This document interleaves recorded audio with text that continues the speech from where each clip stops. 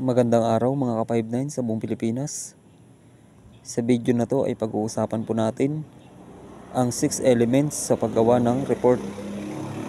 Ito po yung 5 W's and 1 H's. Sa paggawa natin ng report ay gumagamit po tayo ng 5 W's and 1 H's. Kahit anong klaseng report po yan, spot report, incident report, ay ginagamitan po natin ng 5 W's and 1 H's. Ito yung what, uri ng nangyaring insidente.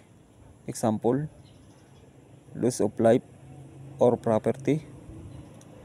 Number 2 example, violation of policies and procedures.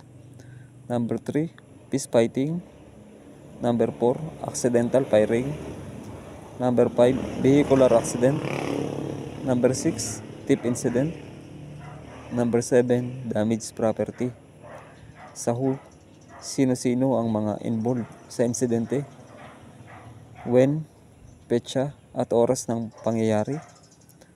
Where, lugar ng pinangyarihan ng insidente. Why, root cause o pinagsimulan ng nangyaring insidente. How, pagkakasunod-sunod ng mga pangyayari.